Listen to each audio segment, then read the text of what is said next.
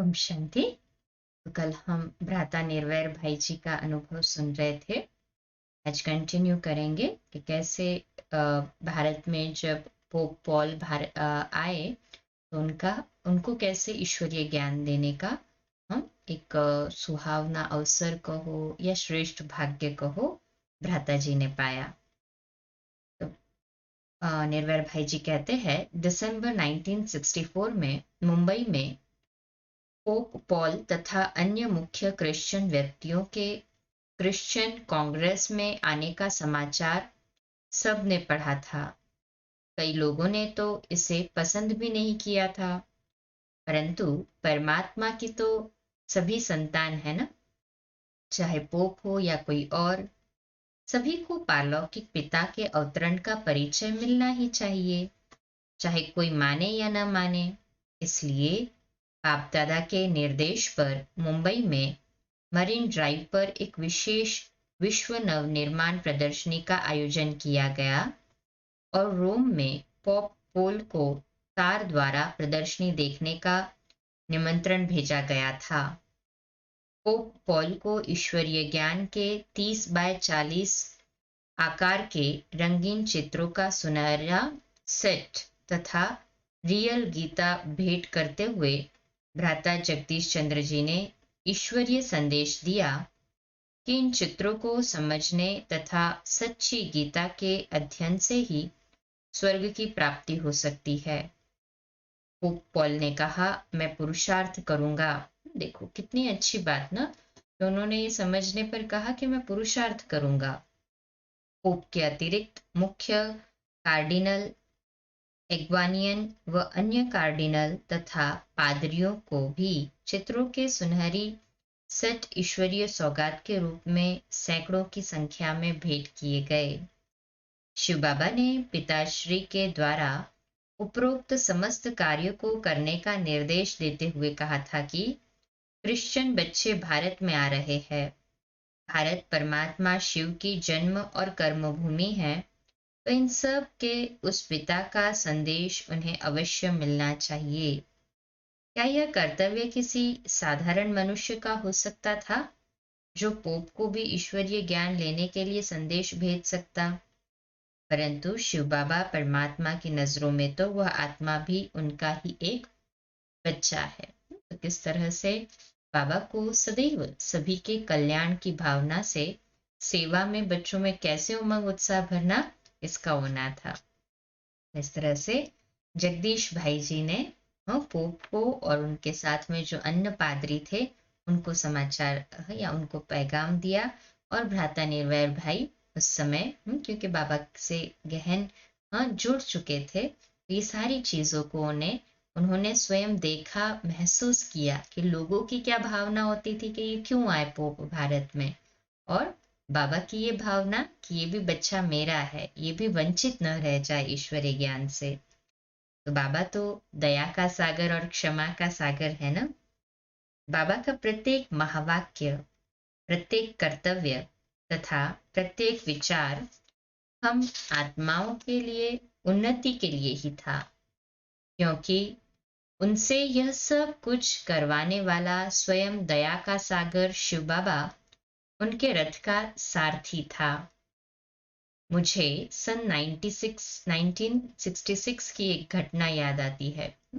1966 की एक घटना निर्वैर भाई जी सुना रहे हैं कि मेरा एक पत्रकार मित्र था जो शुरू में इस ईश्वरीय विश्वविद्यालय का विरोधी था और जिसने बाबा के विरुद्ध समाचार पत्रिकाओं में लेख लिखे थे। पिताश्री से मिलने के लिए वो आया था। अब 1966 में तो पिताश्री से कुछ ही क्षणों की बातचीत के उपरांत मेरा वही मित्र पश्चाताप करने लगा कि कैसे मैंने उल्टा सुल्टा लिख दिया। बाबा, मैंने बहुत पाप किया है।